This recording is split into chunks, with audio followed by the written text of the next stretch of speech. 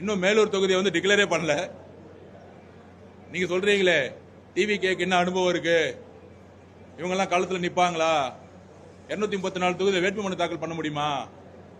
கிட்டத்தட்ட 180 185 வேட்பாளர்கள் நேத்தோட வந்து வேட்புமனு தாக்கல் முடிச்சிட்டாங்க.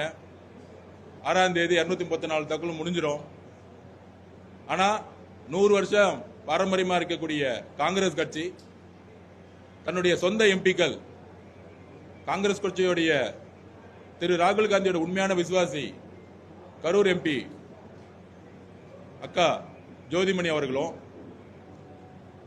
நம்மளுடைய அண்ணன் மாணி தாகூர் அவர்களுமே இந்த தேர்தலை புறக்கணிச்சிருக்காங்க.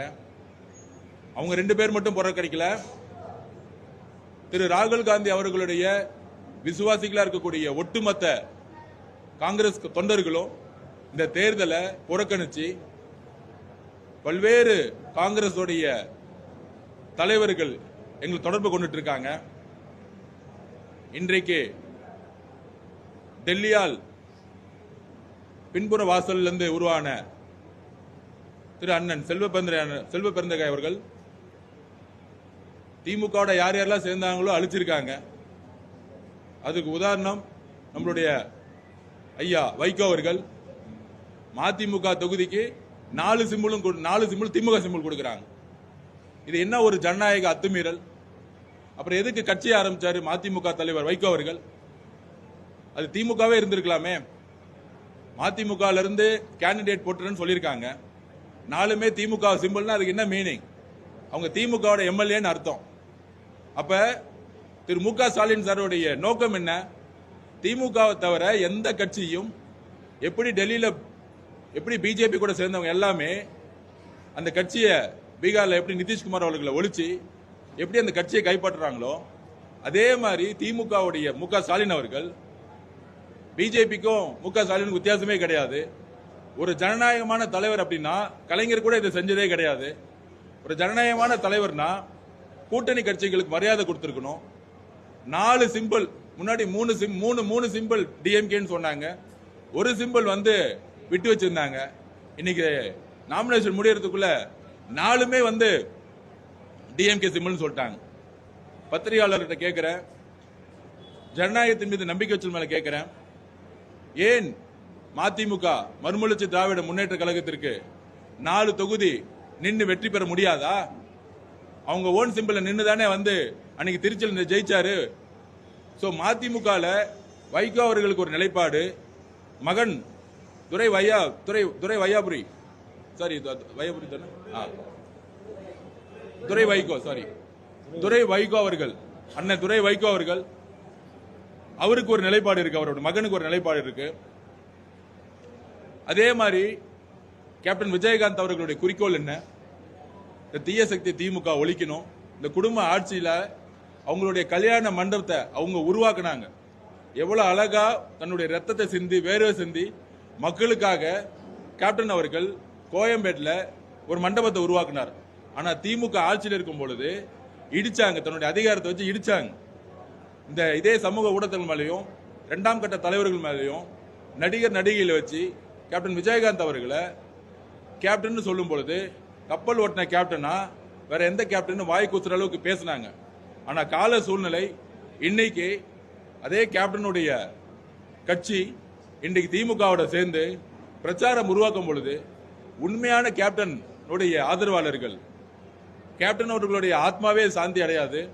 ஏன்னா நாங்க அவர் மேல எப்பயுமே ஒரு மரியாதை வச்சிருக்கோம். அந்த அளவுக்கு இப்ப கேப்டன் அவர்களுடைய மகன் விருதுநகர்ல போட்டிடுறாரு, அவருக்கே இந்த கூட்டணியில் மேல உடன்படிக்கைன்னு தகவல் வந்துகிட்டு இருக்கு. சோ மதிமுக, கேப்டன் விஜயகாந்த் கட்சி அவர்கள், தேமுதிக, அதுக்கப்புறம் காங்கிரஸ் இருக்கக்கூடிய அண்ணன் செல்வ பெருந்தகை எல்லாரும் கூட்டணி அமைச்ச பிறகு எங்களுடைய 28 எம்எல்ஏக்கள் வெற்றி பெறுவாங்க, நாங்கெல்லாம் சேர்ந்து வேலை பார்ப்போம், திமுகவோட சேர்ந்து வேலை பார்ப்போம்னு பேட்டி கொடுப்பாரா? எலெக்ஷன் முடிஞ்ச உடனே நான் ராஜினாமா செஞ்சிருவேன், எலெக்ஷன் முடிஞ்ச உடனே நான் வந்து ஸ்ரீபெரும்புத்தூரோட எம்எல்ஏவா இருப்பேன், ஸ்ரீபெரும்புத்தூர்ல அவர் போனா மக்கள் வந்து விரட்டி அடிக்கிறாங்கிறது அது வேற கதை, அவரே ஜெயிக்க முடியாது. சோ அப்படி இருக்கும் பொழுது காங்கிரஸோடைய இங்க மாநில தலைவர் நான் எலெக்ஷன் முடிஞ்ச உடனே ரிசைன் பண்றேன்னா இப்ப என்ன அர்த்தம்? திமுகவுடன் காங்கிரஸ் வந்து சேரக்கூடாதுன்னு ஒட்டுமொத்த தொண்டர்களும் சரி, காங்கிரஸ் இருக்கக்கூடிய தோழர்களும் சரி, அந்த உணர்வையும் மீறி திரு செல்வ பெருந்தகை அவர்கள் கூட்டணி பின்புற வாசல் வழியா வச்சதுனால இன்னைக்கு காங்கிரஸ் தொண்டர்களுடைய அழுத்தமே அவருடைய ரெசனேஷன் பண்ண போறேன்னு சொல்லக்கூடிய ஒரு முடிவை இவ்வளவு சீக்கிரம் தேர்தலுக்கு முன்னாடியே எடுத்திருக்காங்கன்னா இந்த கூட்டணி எப்படி ஜெயிக்கும்? இதுதான் நான் பத்திரிகையில இந்த ஊடகங்களை உட்கார்ந்துக்கிட்டு பெரிய அறிவாளிங்க மாதிரி திமுக கிட்ட காசு வாங்கிட்டு கிட்டத்தட்ட மாசத்துக்கு 1 லட்சம் 2 லட்சம் ரூபாய் காசு வாங்கிட்டு ஒரு தோற்றத்தை உருவாக்குறாங்களே திமுக கூட்டணி ஜெயிக்கணும்னு. இதெல்லாம் இந்த கேள்விக்கெல்லாம் அவங்களால பதில் சொல்லுங்க. அவங்களால பதில் சொல்லவே முடியாது. ஏன்னா 21ல உருவாக்கின கூட்டணி கிடையவே கிடையாது. அதுலயும் லேட்டஸ்டா அண்ணன் திருமானனுடைய பேட்டியை பார்த்திருப்பீங்க. கண்டிப்பா நான் அது வந்தாகணும். அண்ணன் ஒரு வாரத்துக்கு முன்னாடி அவர் பேசும்போது எவ்வளவு சந்தோஷமா பேசியிருப்பாருன்னு பார்த்திருப்பீங்க. மக்கள்கிட்ட நான் மாநில அரசியலுக்கு மக்களுக்காக நான் வரேன், நான் காட்டுமன்னார் கோயில்ல நான் நிக்க போறேன், விசிகேவை பலப்படுத்த போறேன், அதனால வந்து புதியவர்கள்லாம் வாய்ப்பு கொடுத்து கட்சியில யார் யாரெல்லாம் திமுகவோட ஆதரவு இருந்தாங்களோ, இப்ப ஷானவாஸுக்கு வந்து எம்எல்ஏ சீட்டு வேணும்னா அண்ணன் திருமானன்ட்ட கேட்டிருக்கணும், எந்த தொகுதி வேணும்னு கேட்டிருக்கணும். ஆனா அவர் முதலமைச்சர்கிட்ட போய் ஸ்ட்ரைட்டா கேட்டாரு, அது திருமானனுக்கே தெரியல. சோ இந்த மாதிரி ஒவ்வொரு கட்சியிலையும் திமுகவுடைய விசுவாசிகளையும் அடிமைகளையும் உருவாக்கிட்டு ஒவ்வொரு கட்சியும் கைப்பற்றுறதுதான் திமுகவுடைய மிகப்பெரிய சூழ்ச்சி. அது என்னன்னா பணபலம், அவங்களுடைய ஊழல், அப்புறம் அதிகாரம்.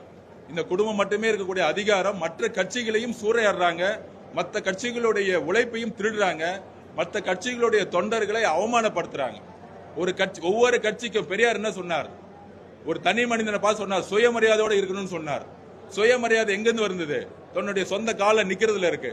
சோ ஒவ்வொரு கட்சியும் தொண்டர்களை உருவாக்கி ஒரு கொள்கையை உருவாக்கி ஒவ்வொரு கட்சியும் தேர்தல் அரசியல நிக்கிறதுக்கான காரணம் தன்னுடைய கட்சி தன்னுடைய கொள்கையை மக்கள்கிட்ட நிலைநாட்டி வெற்றி பெற்று எம்எல்ஏக்களை உருவாக்குறதும் எம்பிக்களை உருவாக்குறதும் மக்களுக்கு சேவை செய்யறது தான். ஆனா அந்த அடிப்படை கடமையான ஜனநாயகத்தையே திமுக குழி தோண்டி தன்னுடைய சொந்த கட்சிக்கே இது புதைச்சிச்சு. எதிர்கட்சிக்கு சேர்ந்த அரசியல் வேற, எங்களை பாக்குற அரசியல் வேற. ஆனா 24 கட்சி கூட்டணின்னு சொல்றாங்களே, அதுல 7 கட்சிக்கு மேல பேர் யாருக்கும் தெரியாது மக்களுக்கு. சோ அப்படி இருக்கும் பொழுது கம்யூனிஸ்ட் தோழருக்கு அழுத்தம் கொடுத்து 6ல இருந்து 5ஆ குறைச்சி அவங்களை சிறுமப்படுத்தி அவங்க அந்த கட்சியை வந்து ஒழிக்கிறதுக்கான வேலையை செய்யறது தமிழக வெற்றி கழகம் கிடையாது, திமுகங்கிறத நான் பதிவு பண்ணி ஒவ்வொரு 5 வருஷமும் தேர்தல் வரும்பொழுது மட்டும்தான் திமுக கடைசி 5 நாள்ல நாமினேஷனுக்கு முன்னாடி இந்த திருட்டுத்தனத்தை செய்யுது. அதை நாங்கள் வன்மையாக கண்டிக்கிறோம். எங்கெல்லாம் ஆதிக்கம் இருக்கோ, எங்கெல்லாம் ஜனநாயகத்துக்கு எதிராக ஒரு செயல் இருக்கோ அங்கெல்லாம் பெரியார் குரல் கொடுத்தார், அண்ணா குரல் கொடுத்தார். ஆனால் அண்ணா உருவாக்கிய கட்சி, ஜனநாயகத்துக்காக உருவாக்கிய கட்சி, அன்னைக்கு எப்படி வந்து பக்தவச்சலம் வந்து காங்கிரஸ்ல ஒரு அதிகார மீறலை உருவாக்கும் பொழுது மக்கள் எரிஞ்சாங்களோ, அதே மாதிரி ஸ்டாலின் சார் இன்னைக்கு ஒரு பக்தவச்சலமாக மாறி இருக்கிறாரு. அவர் கூட்டணி கட்சியே ஒழிக்கிறதுக்கான எல்லா வேலையும் பார்த்திருக்காரு. அதோட இதுதான் மதிமுகவை தன்னுடைய சுயத்தை ஒழித்து 4 எம்எல்ஏ திமுகவா மாத்தி இன்னைக்கு அந்த கட்சியே ஒழிச்சிருக்காரு. அதுல லேட்டஸ்டா விடுதலை சிறுத்தைகள் கட்சி அண்ணன் திருமானன் ஒரு வாரத்துக்கு முன்னாடி நான் மாநில அரசுக்கு வரேன், மாநில அரசியல தேர்தல் முடிஞ்சோடனே களம் மாறும் அவர் சொன்ன நோக்கம் என்ன? நான் வரும்பொழுது விசிகாவை இன்னும் வந்து அடுத்த 2031 வளர்ச்சியை உருவாக்க போறேன் அப்படி ஒரு அர்த்தத்தை சொன்னாரு. ஆனால் அண்ணன் வந்து நேற்று தேர்தல் அரசியலுக்காக அவர் எப்பயும் சொல்ற மாதிரி தான் பிஜேபி தமிழ்நாட்டில் வந்துரும், அதுக்காக தன்னை தியாகம் பண்ணலாம். ஆனா ஒரு எம்எல்ஏவா எவ்வளவு பெரிய சீனியர் லீடர் அவரு, தன்னுடைய மகன் இது வரைக்கும் எம்எல்ஏவே ஜெயிச்சதில்லை, ஆனா எம்எல்ஏ ஆக்கி மினிஸ்டர் ஆக்கி ஒரே வருஷம் துணை முதலமைச்சர் ஆக்கி இன்னும் 2 வருஷத்துல முதலமைச்சர் ஆக்கணும்னு தன்னுடைய மகனுக்காக மு.க. ஸ்டாலின் அவர்கள் உதயநிதிக்காக அரசியலே தெரியாத உதயநிதிக்கு வந்து இவ்வளவு தூரம் சண்டை போடும் பொழுது 40 வருஷமா தலித் சகோதரர்களுக்காக மட்டுமல்ல, இஸ்லாமிய சகோதரர்கள், கிறிஸ்துவ சகோதரர்கள், தமிழ்நாட்டில் ஒவ்வொரு பிரச்சனை நடக்கும் பொழுது தமிழ் தேசியத்துக்காக குரல் கொடுத்த அண்ணன் திருமானன் அவர்கள் நிலைமை இன்னைக்கு எப்படி இருக்குன்னா, திரு மு.க. ஸ்டாலின் அவர்கள் தன்னுடைய மகன் உதயநிதிக்காக மட்டுமே மாநில அரசியலுக்கு வரக்கூடாதுன்னு கண்டிப்பா சொல்றேன். அழுத்தம் சொன்ன அந்த அண்ணனை வந்து சிறுமப்படுத்துற மாதிரி நான் சொல்லல. ஆனால் ஒரு பெரிய வேண்டுகோளை வச்சு அவரை மாநில அரசியலுக்கு திரும்ப கூடாதுன்னு சொன்னது திரு மு.க. ஸ்டாலின் அவர்கள். திரு உதயநிதி அவர்கள் தனிப்பட்ட முறையில் கூப்பிட்டு பேசினாரு. கரெக்டா 4 நாளுக்கு முன்னாடி திரு சபரீஷ் அவர்கள் தனிப்பட்ட முறையில் மீடியால நீங்க வேணா கேட்டு பாருங்க, இல்ல போன் அவருடைய போன் எங்க இருந்துச்சுன்னு பார்த்து பாருங்க. சபரீஷ் அவர்கள் 4 நாளைக்கு முன்னாடி கூப்பிட்டு, சபரீஷ் யாருங்க? நான் திருப்பி கேட்கிறேன், முதலமைச்சருடைய மருமகன் ஒரு ஐடென்டி எடுத்துட்டா யாரு? ஒரு ஜீரோ. அவரு திரு நம்மளுடைய அண்ணன் தலித் சகோதரருடைய உரிமையா இருக்கக்கூடிய திருமா அண்ணனை கூப்பிட்டு பேசுற அளவுக்கு யாரு நீங்களா? யாருங்க சபரீஷ்? நீங்களா யாரு? நீங்களா முதல் அரசியல் உங்களுக்கு தெரியுமா? இல்ல அரசியல் அறிவு இருக்கா? தலித் சகோதரர் எதிராக பேசுறது சபரீஷ் யாரு? நான் கேட்கிறேன், திருப்பி கேட்கிறேன். நான் ஒரே நிமிஷம் நான் பேசி முடிச்சிடுறேன். அப்ப மொத்த குடும்பமும் பேசி அவர் இன்னைக்கு தன்னுடைய மாநில அரசியல் இருந்து விலகிறாருன்னா அந்த உணர்வு, நான் திருப்பியும் சொல்றேன், 5 வருஷமா தலித் சகோதரருக்கு இந்த அரசு எதுவும் செய்யல. கோயிலுக்குள்ள போக முடியல, கொடியேற்ற முடியல, எதுவும் செய்ய சொல்ல. நாங்க இந்த அரசியல் பண்ணவே இல்லை. ஏன் ஒவ்வொரு தலைவரையும் ஜனநாயகம் இல்லாம அமுக்குறீங்கிற மட்டும்தான் கேட்கிறோம். எங்களுடைய குரல் எங்க ஆதிக்கம் இருக்கோ, எங்க ஜனநாயகம் இல்லையோ தயவு செஞ்சு நாங்க அரசியல் பேசல. இதுல ஒரு பெரிய தால் லீடர், ஒரு 40 வருஷமா ஸ்ட்ரீட்ல இருந்த லீடர் சந்தோஷமா முதல் நாள் அனௌன்ஸ் பண்ணாரா இல்லையா? நீங்க பாத்திருப்பீங்க வீடியோவை. என்ன காரணம் சொன்னார்? இப்ப கூட முடிக்கும் போது என்ன சொன்னாரு? எனக்கு ஒரு ஆசை இருந்துச்சு எம்எல்ஏ ஆகணும்னு. அந்த ஆசையே 4 நாள்ல மாறுச்சு, 5 நாள்ல மாறுச்சு. அதுவும் டிக்ளேர் பண்ண கேண்டிடேட் அவரே சொல்றாரு, அவர் விசிக்கவே கிடையாது, நான் காங்கிரஸ்ல வேட்புமனு தாக்கல் பண்ணியிருந்தேன், காங்கிரஸ்ல இருந்தாங்க, எனக்கு காங்கிரஸ்ல இருந்து எங்களுக்கு அழைப்பு கொடுக்காம திரும்ப டிக்ளேர் பண்ணிருக்காருன்னா அதுவும் திமுக தான் செஞ்சிச்சு. காங்கிரஸ்ல இருக்க அவருக்கு இளைய பெருமாள் ஐயா மேல எங்களுக்கு பெரிய நம்பிக்கை இருக்கு. ஆனால் இளைய பெருமாள் ஐயா மகனோட அண்ணன் திருமாண்ணன் மாநில அரசுக்கு திரும்பணுங்கிறது தான் தலித் சகோதரர்களுடைய மிகப்பெரிய வேண்டுகோள். அண்ணன் டெல்லியில இத்தனை நாள் பேசினாரு, ஓகே. ஆனால் இன்றைக்கு தமிழகத்துல களம் ஓபன் ஆயிருக்கு. திரு உதயநிதி அவர்கள் முதலமைச்சர் ஆகணும்னா மக்கள் 1% கூட ஓட்டு போட மாட்டாங்க. அப்ப இன்டைரக்டா எப்படி துணை முதலமைச்சரா வேட்பாளர் துணை முதலமைச்சர் தேர்ந்தெடுத்தாங்களா? இல்லையே. உதயநிதி ஸ்டாலின் அவர்கள் இருந்தா சேப்பாக்கத்தை வேற தொகுதி போய் நின்று இருக்கலாமே. அதிமுக எங்க ஸ்ட்ராங்கா இருக்கோ கோயம்புத்தூர் போய் நின்று இருக்கலாமே. இல்ல டிவிக்கு எங்க ஸ்ட்ராங்கா இருக்கோ பெரம்பூர் கூட வந்திருக்கலாமே.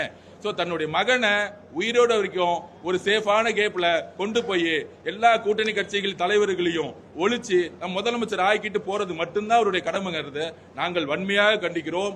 இந்த மாதிரி அவரை சிறுமப்படுத்தக்கூடிய செயலை கண்டிப்பா திரும்ப ஒத்துக்க மாட்டாரு. இல்ல வேற ஒரு ரீசன் சொல்லுவாரு. இல்ல நான் ஜனநாயக பூர்வமா நான் இன்னொருத்தருக்கு வாய்ப்பு கொடுத்து சொல்லுவாரு. அந்த வாய்ப்பையே நாளே கொடுக்கல. எவ்வளவு சந்தோஷமா ஆசைப்பட்டேன்னு சொன்னாரு. அவரை ஒரு பெரிய டாலிட திரும்ப ஒரு எம்எல்ஏவா கூட இங்க வந்துடக்கூடாது, தமிழ்நாட்டில் அரசியல் வரக்கூடாதா? அவர் டெல்லி, அதாவதுங்க திமுக ஒண்ணுதாங்க, உதயநிதி ஸ்டாலினுக்கு யார் வந்தாலும் டெல்லிக்கு எம்பி சீட்டு கொடுத்து வைகோட பையனுக்கு டெல்லியில சீட்டு கொடுத்துட்டாங்க. சொந்த அமைச்சர்களோட பையன் எல்லாத்தையும் டெல்லியில சீட்டு கொடுத்து அமைச்சிருவாங்க. ஏன் தெரியுங்களா? அவருடைய பையனுக்கு யாருமே போட்டியா வரக்கூடாது. நீங்க ஒரு மேட்ச் விளையாடுறீங்கன்னு வச்சுக்கோங்க, ஆப்போசிட்டே விளையாடாம ரன்னிங் பண்ணா 10 பேர் ஓடணும், எல்லாத்தையும் காலி பண்ணி நான் மட்டும் ஓடி ஜெயிக்கக்கூடிய நிலைமையை திமுக தன்னுடைய பணமளத்தால் உருவாக்கிட்டு இந்த ஜனநாயகம் மிகப்பெரிய ஆபத்தான ஜனநாயகங்கிறது மட்டும் தான் நாங்க பதிவு பண்றோம். நாங்க வேற எதுவும் சொல்ல வரல. இந்த குற்றச்சாட்டு இது கிடையாது, நடந்த உண்மை இது. பத்திரிகையாளர்களுக்கு தெரியும், மக்களுக்கு தெரியும், தலித் சகோதரர்களுக்கு தெரியும், பிசிகேல இருக்கக்கூடிய அண்ணன் கூட இருக்கக்கூடிய ஒட்டுமொத்த சகோதரர்களுக்கு தெரியும். அவர் எவ்வளவு தூரம் ஆசைப்பட்டாரு. வேட்புமனு 4ஆம் தேதி பண்றதுக்கு ரெடியா இருந்தாரு. எல்லாமே சீக்கிரமா பண்ணி விசிகே கட்சியை இன்னைக்கு அமைதி பண்ணி வச்சுட்டாங்க, வளர்ச்சியை நிப்பாட்டி இருக்காங்க. மதிமுகவை எம்எல்ஏ இல்லாம ஒழிச்சிட்டாங்க. திமுக யாருங்க? திமுக எதுக்கு சிம்பிள் கொடுக்கணும்? நான் ஒண்ணு கேட்கிறேன். நீங்க பெரிய கூட்டணி தானே 2024 ஜெயிச்சீங்கல்ல, அப்ப 22 தொகுதி தானே நின்னுச்சு. மித்தவங்க நின்னாங்கல்ல, 18 தொகுதி நின்னாங்கல்ல. 22 தொகுதினா அப்ப எத்தனை தொகுதி? 100 டெக்னிக்கலா யோசிச்சு பாருங்க. 132 தொகுதி தானே திமுக நின்னுச்சு. அப்ப மட்டும் கூட்டணி கட்சிகள் எப்படி எம்பியா ஜெயிச்சாங்க? எப்படி அவங்க சிம்பிளா நின்னாங்க? விசிகே 2 சிம்பிளா நின்று ஜெயிச்சாங்கல்ல. அவங்க நின்ன 12 தொகுதியில குறைஞ்சபட்சம் 10 தொகுதி ஜெயிச்சாங்க விசிகே. கரெக்ட் தானே என்ன கேட்டது? அப்படி அந்த சிம்பிளுக்கு மக்கள் ஓட்டு போட்டாங்க. ஓட்டு போட மாட்டாங்க அப்படின்னா திருச்செல் எப்படி துரை வைகோ நின்று ஜெயிச்சாரு? அவருடைய சிம்பிள் நின்று ஜெயிச்சாரு. 6 தொகுதி திருச்சியில ஓட்டு போட்டாங்கல்ல. அப்ப மட்டும் 6 தொகுதி வரல எம்எல்ஏ. அப்ப மட்டும் அந்த சிம்பிள் ஜெயிக்க முடியாது.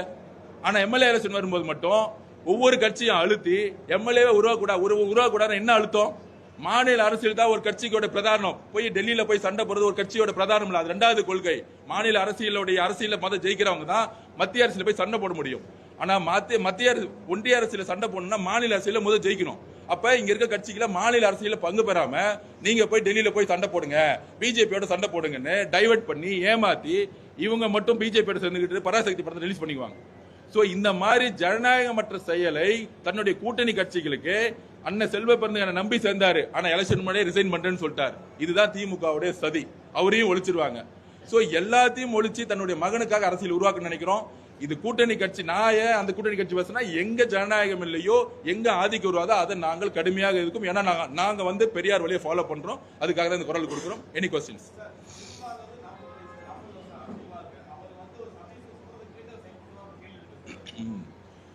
அதாவதுங்க, அண்ணனுடைய நோக்கம் ஒன்னே ஒண்ணுதான், பிஜேபி தமிழ்நாட்டில் வரக்கூடாதுன்னு ரிப்பீட் பண்ணிட்டே இருக்கிறார். ஆனா நான் திருப்பியும் பதிவு பண்றேன், அந்த ஒரு நோக்கத்துக்காக காம்ப்ரமைஸ் பண்ணும் பொழுது தன்னை நம்பி இருக்கக்கூடிய மக்கள், முக்கியமா தலித் சகோதரர்கள், விசிகேக்கான அழுத்தங்கள் வர வர வர இந்த 5 வருஷம் திமுகனால ஒவ்வொரு தெருவிலும் விசிக தொண்டர்களும் தலித் சகோதரர்கள் அனுபவிக்காத கஷ்டமே கிடையாது. வேங்க வயல் பிரச்சனையிலிருந்து, வேங்க வயல் பிரச்சனை எவ்வளவு பெரிய பிரச்சனை, யாரு ஏறி கண்டுபிடிச்சாங்களோ அவங்க மேலே எஃப்ஐஆர் போட்டாங்க. அந்த அழுத்தம் எல்லாமே நீங்க எல்லாம் சேர்ந்து திருமாவளவனை திட்டினீங்க. திருமாவளவன் மேல தவறு கிடையாது, அவர்கிட்ட அதிகாரம் கிடையாது, அவர் மினிஸ்டர் கிடையாது, அவர் முதலமைச்சர் கிடையாது. நான் திருப்பியும் சொல்றேன். ஆனால் பிஜேபி வரக்கூடாதுன்னு ஒரு கூட்டணி வச்சுக்கிறதுக்காகவே அவருடைய அழுத்தத்தை அவர் ஃபேஸ் பண்ணிட்டு இருக்காரு. ஆனா முதலமைச்சரை பார்த்து எத்தனை பேர் அந்த கொஸ்டின் கேட்டாங்க? தலித் சகோதரருக்கு பிரச்சனை ஆச்சுன்னா உடனே திருமாவளவன், உடனே ராஜா அண்ணன் பார்த்து கொஸ்டின் கேட்கணும். ஆனா தலித் சகோதரருக்கு பிரச்சனை ஆச்சுன்னா முதலமைச்சர் பார்த்து யாரும் கொஸ்டின் கேட்க மாட்டாங்க. உதயநிதி ஸ்டாலின் அவர்கள் ஏன் அந்த அங்க போலன்னு கேட்க மாட்டீங்க? டெப்டி சிஎம்மா இருக்கிறார், ஏன் அங்க போலன்னு கேட்க மாட்டீங்க? வேங்கவேல் பிரச்சனைக்கு ஏன் இது வரைக்கும் உதயநிதி அவர்கள் போலன்னு கேட்க மாட்டீங்க? இந்த உளவியல் இருக்கு பாருங்க, இந்த உளவியல் மீடியா உளவியல் இருக்கு பாருங்க. பெண்ணுக்கு ஏற்பட்ட பிரச்சனைனா பெண்ணு தான் போகணும். அங்க தூத்துக்குடியில் பிரச்சனை ஆயிடுச்சுன்னா கனிமொழி மேடம் தான் அங்க போகணும். கனிமொழி மேடம் கோவத்துல உள்ள விடணும். அட்லீஸ்ட் கனிமொழி மேடம் உள்ள போனாங்க, பிரச்சனை. ஆனா உதயநிதி அவர் போனாரா? டெப்டி சிஎம் இருந்துட்டு முதலமைச்சர் போனாரா? ஒரு 12ஆம் கிளாஸ் பொண்ணு ரேப் ஆயிருந்துச்சுன்னா போக கூடாது சட்டப்படி. ஆனா செத்து போன பிறகு போகாம இருந்த நாடு எந்த முதலமைச்சராச்சும் நீங்க பாத்திருக்கீங்களா? எந்த முதலமைச்சராச்சும் பாத்திருக்கீங்களா? இதுதான் எங்களுடைய வருத்தம், இங்கதான் எங்க வலி. இந்த முதலமைச்சர் செயல்படாம இருக்கிறாரு. நான் ஒரு முட்டாள் திட்டினேன், அதுக்கு நான் வருத்தப்படுறேன். ஆனா ஏன் திட்டினேன்? ஒரு பொண்ணு இறந்து ரேப் ஆகி 18 மணி நேரம் காவல்துறை போவே இல்லை. அந்த தகவல் கிடைச்சும் முதலமைச்சர் ஸ்டாலின் சார் இன்ன வரைக்கும் அவர் வீட்டுக்கு போல. அந்த அம்மா பார்த்து அழும்போது அந்த வலி வந்துச்சு. அதனால தான் நான் பேசினேன். ஒருத்தர் தனிப்பட்ட முறையில் திட்டுறது என்னுடைய நோக்கம் இல்ல, அந்த வலியை பார்க்கும்போது வழியில நான் பேசினது. அப்ப நாங்க பேசுறது என்னன்னா, இதை நாங்கள் ஏன் வன்மையா கண்டுக்கிறோம் அப்படின்னா, அவர் பிஜேபி வரக்கூடாது, இந்த கூட்டணியை நம்மளால இது கெடுத்துடக்கூடாதுங்கிறதுக்காக ரொம்ப அமைதியா இருக்கு. ஆனா நீங்க நடந்த எல்லா பேட்டியும் எடுத்து பாருங்க, கால சூழ்நிலையும் அவர் பேசிய பேச்சுகளையும் பாருங்க, அவருடைய வருத்தம் மிகப்பெரிய வருத்தமா அவருடைய பேட்டியில் இருக்கும். முதல் நாள் எவ்வளவு சந்தோஷமா பேசினாரு, முடிக்கும் போது கூட என்னோட ஆசைன்னு சொல்லிட்டு முடிச்சார். நேத்து கூட என்னோட ஆசைன்னு சொன்னார். ஒரு 40 வருஷ டால் லீடர் ஒரு சிங்கிள் எம்எல்ஏ தொகுதி நிக்க கூடாதா? என்ன வழி? முதல் நாள் சொன்னவர் ஏன் லாஸ்ட் நாள் இன்னைக்கு இளைய பெருமாள் காங்கிரஸ் கட்சியில் இருக்கவருக்கு ஏன் சீட்டு கொடுக்கணும்? சோ இதுக்கு பின்னாடி பெரிய அரசியல் இருக்கு. திமுகவுடைய அரசியல் தன்னுடைய மகன் உதயநிதி ஸ்டாலினுக்கு வே கிரியேட் பண்றாங்க. ஒன்னே ஒன்னு சொல்றேன், காலமும் இயற்கையும் நேரமும் எந்த தலைவர் அழுத்தத்தின் மூலமா உருவாறாங்களோ அவங்க தான் ஜெயிப்பாங்க. எழுதி வச்சுக்குவாங்க. பக்தாச்சோழன் ஜெயிச்சதே கிடையாது. ஏன்னா காமராஜர் மாதிரி அவர் உருவாகல. இந்த மாதிரி உதயநிதி ஸ்டாலின் அவர்கள் உருவாக்க பாக்குறாங்க. கண்டிப்பாக அவங்க அப்பா காலத்துக்கு அப்புறம் அவர் எம்எல்ஏ கவுன்சிலர் கூட ஆக முடியாது. அது காலம் உணர்த்தோ. அதை நான் இப்ப பதிவு பண்றேன். நெக்ஸ்ட்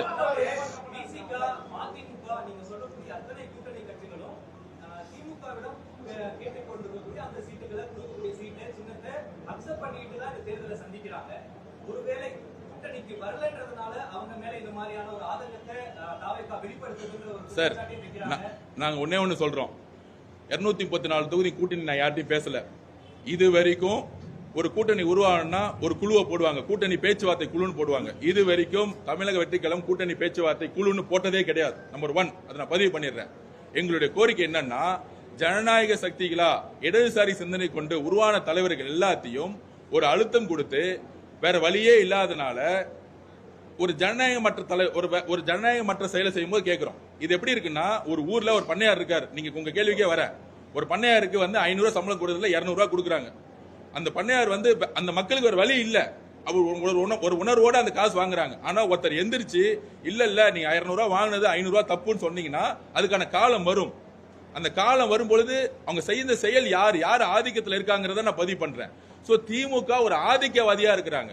பெரியார் எதுக்காக இயக்கத்தை ஆரம்பிச்சாரு? அண்ணா எதுக்காக? யாரெல்லாம் ஆதிக்கம் பண்றாங்களோ அவங்களாம் எடுத்து கொஸ்டின் கேட்டார்.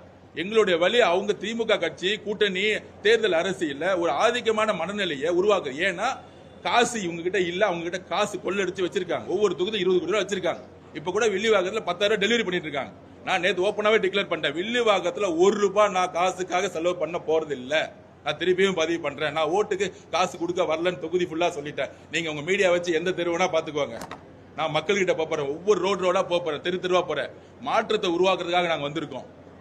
சோ நாங்க பதிவு பண்றது, மாற்றத்தை உருவாக்கும் பொழுது மக்களை காசு கொடுத்து 3000 ரூபாய் 10,000 ரூபாய், இன்னைக்கு திமுக இங்க இருக்க எம்எல்ஏ 10,000 ரூபாய் கொடுக்க ஆரம்பிச்சிட்டாரு. ஆனால் இருந்தாலும் நாங்க வீடு வீடா போகும்போது குடும்பமா வராங்க. எங்களுடைய கட்சி நாங்க சொல்றோம் நாளைக்கே நாங்க ஜனநாயகத்திலிருந்து விலகணும்னா நீங்க எந்த கொஸ்டின் வேணா கேட்கலாம், நான் பதில் சொல்ல ரெடியா இருக்கிறேன். எங்களுடைய அரவணைப்பவர்களுக்கு ஆட்சியிலும் பங்கு அதிகாரம் எங்களுடைய அடிப்படை கொள்கை. அது வந்தாங்க வரலங்கிறது பத்திக்காக நாங்க ஒரு பெரிய கூட்டணி வருவதாக சொல்லல. தமிழ்நாட்டில் ஒரு ஜனநாயகம் மலரணும்னு நினைச்சோம், அதுக்காக தான் அது ஒரு கொள்கையை வச்சோம். திமுக ஒரு ஆதிக்க சக்தியா இருக்கு, அதை நாங்க கண்டிக்கிறோம். வேற ஒண்ணும் இல்ல. 24 கட்சி சேர்ந்து இருந்தாலும் இந்த கட்சியில் இருக்க தொண்டர்கள் விலகிட்டாங்க. அதனாலதான் காங்கிரஸ்ல நிறைய கட்சி விலகிட்டு இருக்காங்க. நீங்க இன்னும் ஒரு 4-5 பேர் எம்பிஸ் விலகிறது ரெடியா இருக்காங்க. எக்ஸ் எம்பிஸ் எல்லாம் நீங்க பாப்பீங்க குடித்ததுல. வேட்பாளர்கள் நியமனத்துல பல்வேறு குற்றச்சாட்டுகளை அந்தந்த நிர்வாகிகள், அதாவது தாவேகாவோட நிர்வாகிகள் அதிருப்தியை தொடர்ந்து வெளிப்படுத்துறாங்க. நேற்று கூட திருத்தணியினுடைய வேட்பாளருக்கு பிரச்சாரம் செய்ய யாருமே முன்வரல, புறக்கணிச்சிட்டோம்னு சொல்லி பேட்டி எல்லாம் கொடுக்குறாங்க. அவர் தனியாவே பிரச்சாரம் பண்றாரு. இது போன்று பல தொகுதிகள்ல பணம் வாங்கிட்டு பணம் இல்லாததுனால எங்களுக்கு சீட்டு தரலன்னு தொடர்ந்து கடந்த சில தினங்களா பேட்டி கொடுத்துட்டே இருக்காங்க. இதெல்லாம் எப்படி பாக்குறீங்க? ஒன்னே ஒண்ணு புரிஞ்சுக்குவாங்க. அவர் நேத்தே பதிவு பண்ணிட்டாரு. அவர் ஒரு அட்வொகேட் ப்ரொஃபஷனல். யாரும் இங்க அரசியல்வாதி கிடையாது. முதல் முறையில நிக்கிறாங்க. எல்லாருமே கட்சியோட கட்டமைப்புன்னு பார்க்கும்போது அவர் டீ குடிக்க ஒரு வாக்கிங் போயிருக்காரு தனியா. அதை மீடியா பதிவாயிருச்சு. அடுத்த நாளே திருப்பி அவர் 100 பேரோட போக ஆரம்பிச்சிட்டாரு. அவர் சொன்னார், நான் தனியா ஜாலியா வாக்கிங் போயிட்டு டீ குடிக்க தான் போனேன் நானு. அதை வேற மாதிரி பதிவு பண்ணிட்டாங்க. மீடியா ஊடகங்கள் இன்னைக்கு தமிழக வெற்றி கழகத்தோட வேட்பாளர்கள் எங்க போனாலும் நீங்க கேட்ச் பண்றதே ரொம்ப சந்தோஷமான விஷயம் எங்களுக்கு. அந்த மாதிரி எந்த பிரச்சனையும் இல்ல. 180க்கு மேற்பட்ட வேட்பாளர்கள் நாமினேஷன் நேத்தோட தாக்கல் பண்ணி முடிச்சிட்டாங்க. நாங்க ஆரம்பத்தில் பதிவு பண்றோம். நீங்க சொன்னீங்க டெல்லியோட அழுத்தத்துக்கு என்டியோட போயிடுவாரு, சினிமா ரிலீஸ் ஆகலன்னா பேச்சுவார்த்தை பண்ணுவாரு. எந்த அழுத்தத்துக்கும் இல்லாமல் 26 கட்சி கூட்டணி சேர்ந்து டெல்லி பிஜேபி எதுக்குறது பெரிய விஷயம் இல்லைங்க. தனியால் ஒரு கட்சி, புது கட்சி, நாங்க நின்னு 234 கேண்டிடேட் போட்டு மக்கள்கிட்ட போற பாருங்க. இதுதான் இந்த வலிமை தான் எங்க கிட்ட இருக்கு. இந்த வலிமை தான் எங்க கிட்ட இருக்கு. அதிமுக உருவாக்குன 10 கட்சி, அந்த பக்கம் நாம் தமிழர் கட்சி, இந்த பக்கம் மத சார்பட்டுன்னு சொல்லிட்டு போலி மத சார்பட்ட கூட்டணி கட்சியை ஒழிச்சிட்டு இருக்க திமுக எதிர்த்து நின்று நான் களத்துல போய் நின்னைக்கு சண்டை போடுறோம் பாத்தீங்களா? இதுதான் மக்களுடைய ஆதரவு. அது உங்களுக்கு ரிசல்ட் அன்னைக்கு மே நாள் அன்னைக்கு தெரியும். அவர் பாண்டிச்சேரி போனாரு. பாண்டிச்சேரியில அவ்வளவு மக்கள் இருக்காங்க. நேத்து தான் முதல் நாள் பார்த்திருப்பீங்க. நேத்து பாண்டிச்சேரியில எந்த கட்சி வேட்பாளர் வீட்டை விட்டு வெளியே வரல. ஏன்னா எல்லா தெருவிலையும் மக்கள் ஒட்டுமொத்த மக்கள் எங்களை நோக்கி வந்துட்டாங்க. திருச்சி போறோம், 5 மணி நேரம் முடங்குது. அடுத்தது சுற்றுப்பயணம் 6ஆம் தேதி 7ஆம் தேதியில இருந்து பர்மிஷன்ஸ் வந்துகிட்டு இருக்கு.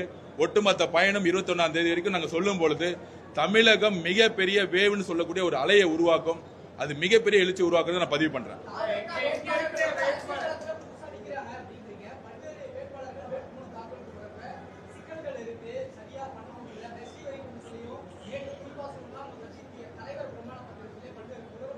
இல்ல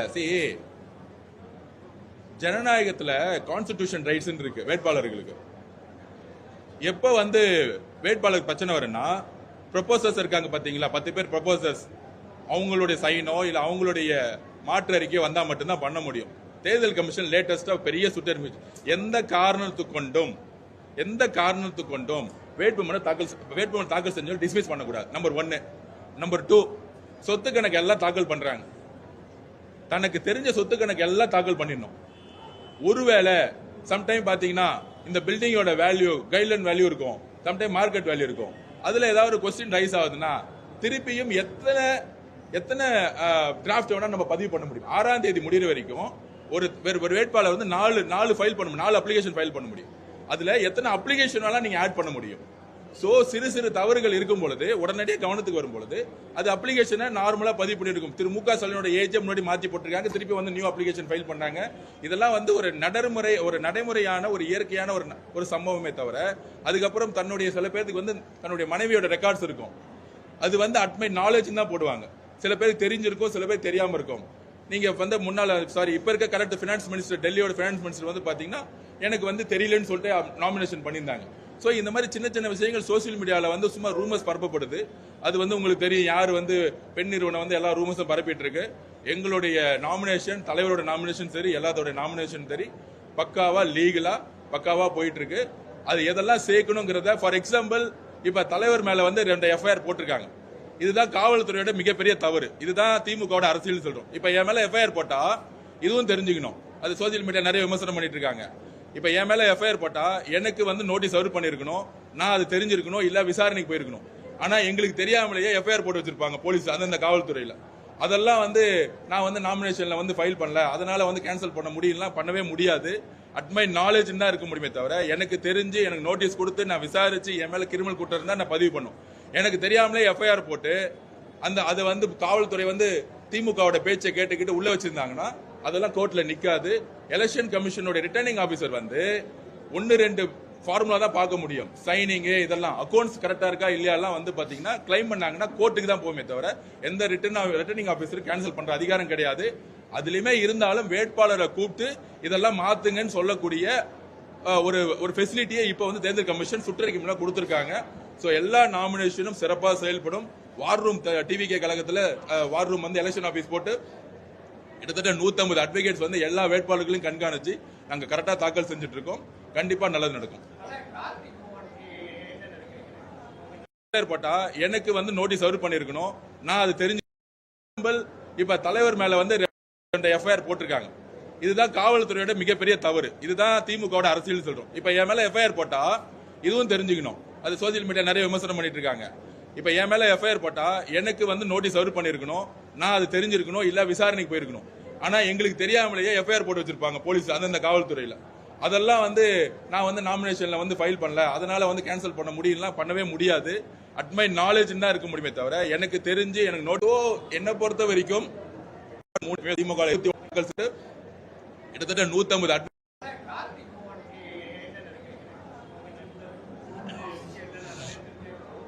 150 2021 மாற்றம் வரணும். 2015-21 வரைக்கும் என்னுடைய பணி வந்து திமுக இருந்துச்சு, எல்லாத்துக்கும் தெரியும். அப்ப எல்லாரும் சேர்ந்து ஒரு விஷயத்துக்காக உருவாக்கணும். திரு மு.க. ஸ்டாலின் அவர்கள் எப்பவுமே சொல்லுவாரு, நான் காமராஜ் ஆட்சி உருவாக்குறதுக்காக தான் வரேன், கண்டிப்பா குடும்ப ஆட்சி இருக்காது, ஊழல் செய்ய மாட்டான். ஆனா ஜெயிச்ச 3 மாசத்துல தன்னுடைய சபரேஷன் அவர்கள் நண்பர்கள் சேர்ந்து எல்லா விதமான டிபார்ட்மெண்ட்லயும் ஊழல் செய்ய ஆரம்பிச்சாங்க. அதுல கூட இருந்தவங்கள ஒரு ஆளை இன்னைக்கு சீட்டு கொடுத்திருக்காரு அவரு. சோ என்ன பொறுத்த வரைக்கும் அரசியல் எங்களுடைய நிலைப்பாடு எப்பயுமே ஊழலுக்கு எதிராக இருக்கும். ஆதரவு அர்ஜுனா 2015-21க்காக எதிர்கட்சியா இருக்கும்போது மக்களுடைய பிரச்சனை குரல் கொடுக்கக்கூடிய கேம்பெயின் ப்ரோக்ராம்ல இருந்தேன். ஆனால் எப்பொழுது அதிகாரம் வந்து ஊழல் மற்றும் எதிர்கட்சியா இருக்கும்போது 8 வழி சாலை இருக்கக்கூடாது சொன்னாங்க. ஆனா 8 வழி சாலையில இன்னைக்கு வந்து அதே ப்ராஜெக்ட் பண்ணிட்டு இருக்காங்க. இது மாதிரி எப்பெல்லாம் வந்து மக்களுக்கு எதிராக திரும்பும் பொழுது அங்கிருந்து விலகி அண்ணன் திருமாவளவன் சேர்ந்தேன். ஸோ இது தெரிஞ்சதுதான். ஜனநாயகத்தில் எல்லாரும் போட்டியிடலாம். ஒன்னே ஒண்ணுதான், அவங்க காசு நம்பி வராங்க, இங்க இருக்கக்கூடிய ரவுடிசம் நம்பி வராங்க. இப்ப கூட 104ல நான் வந்து ஒரு கவுன்சிலர் என்னுடைய பூத் லெவல் ஏஜென்டோடைய வீட்டுக்கு போயிருந்தேன். அந்த அம்மா வந்து கெட்ட வார்த்தையில பேசியிருக்காங்க, அவதூறா பேசியிருக்காங்க, மிரட்டி இருக்கிறாங்க. சோ இந்த மாதிரி ரவுடிசம் இங்க இருக்கக்கூடிய ஜெயின் இவங்கெல்லாம் சேர்ந்து ரவுடி எங்களோட ஆபீஸ் வந்து தூக்கியிருக்காங்க. 104ல ஆபீஸே போட முடியல. இந்த மாதிரி நாங்க அடக்குமுறைக்கும் காசு வந்து இப்பயே வந்து லோட் பண்ணி ஒவ்வொரு பூத்துலயும் வந்து காசை லோட் பண்ணி குறைஞ்சபட்சம் 5000 ரூபாய் கொடுத்து முக்கியமான ஏரியாவில் 10,000 ரூபாய் கொடுக்கறதுக்கான வேலை பண்ணிட்டு இருக்காங்க. என்னுடைய வேண்டுகோள், வேட்பாளர்கள் யாரா இருந்தாலும் மக்கள்கிட்ட போவோம், உண்மையை சொல்லுவோம், 5 வருஷம் என்ன மாற்றத்தை கொண்டு சொல்லுவோம், ஜனநாயகத்து மேல நம்பிக்கை வைப்போம், மக்கள் மேல நம்பிக்கை மட்டும் இல்ல மரியாதை கொடுப்போம். ஒரு ஓட்டை காசு கொடுத்து வாங்குறதுங்கிறது எங்களுக்கு வந்து அந்த ஒரு தலையை வாங்குறதுக்கான அர்த்தம் இல்ல. ஒவ்வொரு குடும்பத்தோட எதிர்பார்ப்பு அடுத்த 5 வருஷம் 10 வருஷத்துக்கான ஒரு நல்ல ஆட்சி அமையணும், ஒரு நல்ல ஹெல்த் கிடைக்கணும். இங்க ரோடு கிடையாது, கழிவறை தண்ணி எல்லா பக்கம் சுத்திட்டு இருக்கு. அந்த மாதிரி நிறைய பிரச்சனை, அடிப்படை பிரச்சனைகளே இங்க தொகுதியில் இல்ல. அண்ணா நகருக்கும் வில்லிவாக்கத்துக்கு பாத்தீங்கன்னா பல்வேறு பிரச்சனைகள் எக்கச்சக்கமா இருக்கு. அதை நாங்க மக்கள்கிட்ட பதிவு பண்ணிட்டு இருக்கோம். மக்களும் கிட்டத்தட்ட 10 வருஷமா திமுக எம்எல்ஏ மாறி மாறி வேட்பாளர் போடுறாங்களே தவிர 5 வருஷத்துக்கு முன்னாடி வேற வேட்பாளர், இப்ப வேற வேட்பாளர், இப்ப பக்கத்துல இருந்து இன்னொரு வேட்பாளர். மக்கள் திமுக மேல நம்பிக்கை இழந்துட்டாங்க. இங்க முதலமைச்சர் குடும்பமே பிரச்சாரம் பண்ணாலும் மக்களுக்கு அவங்களுக்கு தெரியாது. 5 வருஷமா ஏன் முதலமைச்சர் குடும்பம் வந்து வில்லிவாக்கத்துல இங்க இருந்து 5 நிமிஷம் தான் கொளத்தூர், ஏன் முதலமைச்சர் ஸ்டாலின் சார் வில்லிவாக்கம் பக்கம் வரவே இல்லை? இந்த கொஸ்டின்லாம் மக்கள் கேட்கிறாங்க. நாங்கள் மிகப்பெரிய வெற்றியை பெறுவோம். எங்களோட தலைவர் பிரச்சாரம் இன்னைக்கு முடிவாயிடும். காவல்துறை வந்து சப்போர்ட் இன்னைக்கு பர்மிஷன் கொடுத்தாங்கன்னா நாளைக்கு தலைவர் வர மாதிரி இருக்கு. கண்டிப்பா அவருடைய பிரச்சாரம் தமிழகம் முழுவதும் எழுச்சி உருவாக்கும், மிகப்பெரிய வெற்றி உருவாக்கும்.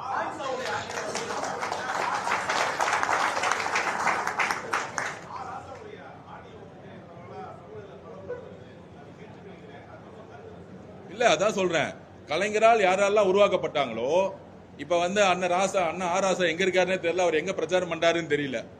அதுதான் நிலைப்பாடு. அது என்ன பிரச்சனைனா அவர் ஆர் ராசா வந்து ஒரு தலித் அவர்கள். சோ திமுக குடும்பம் வந்து எப்படின்னா எல்லாம் வேலை வாங்கிட்டு எப்படி எம்ஜிஆர் தூக்கி எறிஞ்சாங்களோ அதே மாதிரி ஆர் ராசாவோட வீடியோ ஆடியோ வெளியே விட்டதே திமுக தான். ஸோ இந்த மாதிரி யார் யாரெல்லாம் பிடிக்காதோ யார் யாரெல்லாம் தலைமைக்கு வந்து விசுவாசமா இல்லையோ கட்சிக்கு விசுவாசமா இருப்பாங்க. நான் எப்பவுமே சொல்லுவேன், அண்ணா ஐ பெரியசாமியை எலெக்ஷன் முடிஞ்சவன ஒதுக்குனாங்க. ஆனா செந்தில் பாலாஜி எடுத்துட்டு வந்து 4 பெரிய டிபார்ட்மெண்ட் கொடுத்தாங்க. ஐ பெரியசாமி அண்ணா அன்னைக்கு 2021 திண்டுக்கல்ல அங்க இருக்கிற 30 தொகுதி ஜெயிக்கிறதுக்கு முக்கியமான காரணம் இருந்தார். ஆனா ஏன் அவருக்கு வந்து செந்தில் பாலாஜி அண்ணா இம்பார்ட்டன்ட் கொடுக்கல? எங்க இருந்தோ வெளியே வந்து வந்தவருக்கு ஏன் இம்பார்ட்டன்ட் கொடுத்தாங்க? இதுதான் பிரச்சனை. திமுக ஊழல் மட்டுமே செய்யறவங்கள கூட முக ஸ்டாலின் அவர்கள் 5 பேர் கூட வச்சுக்கிட்டு அவங்கள வேலு அவர்கள் ஊழல் பண்ணுவாரு, நேரு அவர்கள் ஊழல், இந்த 5 பேரை வச்சுக்கிட்டு திமுக நடத்தினா நான் ஒண்ணு கேட்கிறேன். கொள்கைன்னு பேசுறாங்க. செந்தில் பாலாஜிக்கு பெரியார்னா என்னன்னு தெரியுமா? தெரிஞ்சிச்சுன்னா என் கூட விவாதம் பண்ண சொல்லுங்க, நான் பேசுறேன். இல்ல உதயநிதிக்கு பெரியார் அவர்கள் என்ன தெரியுமா? நான் ஆல்ரெடி சொல்லிட்டேன். கலைஞர் டிவிக்கே கூப்பிடுங்க, இல்ல சன் டிவிக்கே கூப்பிடுங்க, பெரியார் அவர்கள் கொள்கையை பத்தி பேசுவோம். 1944 மாநாடுல என்ன பேசினாரு, இருமொழி கொள்கையை பத்தி ஏன் வலியுறுத்தினாரு, ஒவ்வொன்னா பேசுவோம். ஆனா தெரியாது. வெறும் காசு, மீடியா செட்டிங் எல்லாம் டீம் போட்டு பேசிட்டு இருக்காங்க. மக்களுக்கு உண்மை தெரியும். திமுக ஸ்டாலின், முதலமைச்சர் ஸ்டாலின் தன்னுடைய மகனுக்காக மட்டுமே இந்த தேர்தலை உருவாக்கிட்டு இருக்காரு. ஆனால் அவர் மகள் எந்த காரணத்துக்கு கூட முதலமைச்சராக முடியாது. தமிழக மக்கள் 77 எப்படி எம்ஜிஆர் கொண்டு வந்தாரோ எழுதி வச்சுக்குவாங்க. 50 வருஷங்களில் தமிழக வரலாற்றில் அரசியல் மாற்றம் உருவாகிட்டு இருக்கு. இதை பத்திரிகையாளர்கள் வந்து நம்புறீங்களா இல்லையோ, மக்கள் எங்கெங்கெல்லாம் போறாங்களோ நம்பி பாருங்க. நீங்களே தெருவில் போய் விசாரிச்சு பாருங்க. 100 பேர்ல 70 பேர் டிவிக்கேன்னு சொல்லுவாங்க. அது நடக்கும், வெற்றி பெறுவோம். தேங்க்யூ. கூடி சீக்கிரம் அவருடைய பிரச்சாரத்தை 21 வரைக்கும் எங்கெங்க இருப்பாருங்கிறது நாங்கள் வெளியிடுவோம். தேங்க்யூ.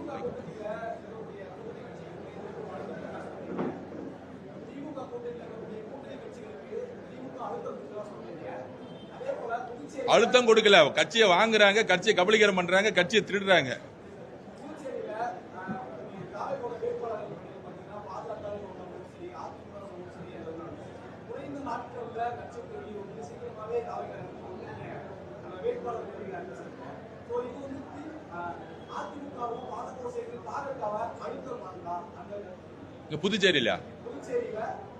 புதுச்சேரியில என்ன ரிசல்ட் நேத்தே பார்த்திருப்பீங்க. பிரச்சாரத்துல 6 மணி நேரம் வந்து ஸ்டேட் முடங்கிருச்சு. ஆக்சுவலா அந்த அளவுக்கு வந்து நீங்க எல்லாரும் இந்த எலெக்ஷனை பொறுத்த வரைக்கும் கட்சி கட்டமைப்பு பழைய பெரிய தலைவர்கள் அதெல்லாம் கிடையவே கிடையாது. நேத்து வந்தது எப்படின்னா, வந்து பழைய மரங்களை ஒரு புயல் வந்து தூக்கி எறியும் பாருங்க. ஒரு புது விஷயத்தை ஒரு புயல் வந்து அழிச்சு புது விஷயத்தை உருவாக்கும். அந்த மாதிரிதான் அரசியல் மற்றும் பாண்டிச்சேரியில் புதுச்சேரியில் நடந்துகிட்டு இருக்கு. கண்டிப்பா எங்களுடைய கால்குலேஷன் 12 இருந்து 14 எம்எல்ஏ அங்க தாவேக்கா வந்து ஜெயிக்கும்னு வந்து எங்களோட ரிசல்ட் இருக்கு. கண்டிப்பா பாண்டிச்சேரி ஜெயிக்குங்கிறத நாங்க பதிவு பண்றோம்.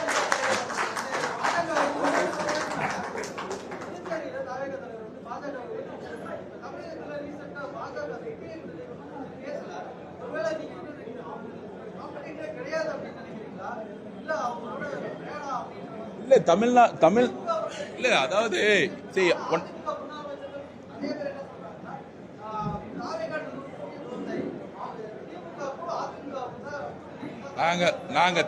நாங்க திரும்பி பதிவு பண்றோம். ஒரு கேம்ல ஃபைனல்ஸ் வரும்போது ரெண்டு பேர் தான் இருப்பாங்க. இந்தியா மேட்ச் வந்து இந்தியாவுக்கும் ஆஸ்திரேலியாவுக்குன்னா இந்தியா ஆஸ்திரேலியா தான் சண்டை போட முடியும்.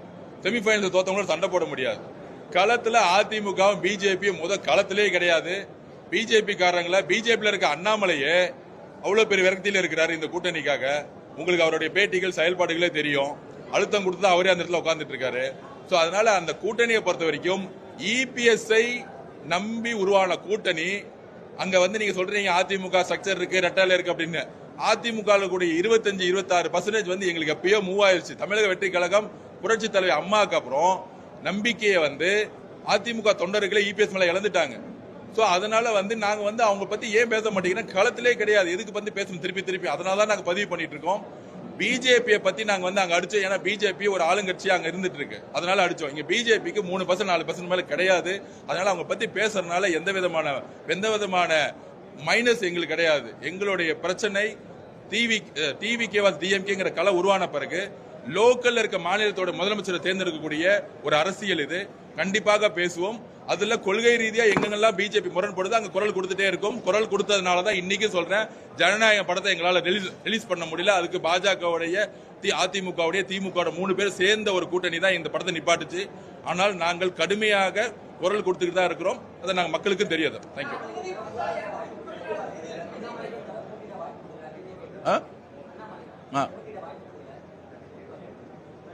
அது அவருடைய இஷ்டம். அது அவருடைய இன்டர்னல் இஷ்யூஸ்.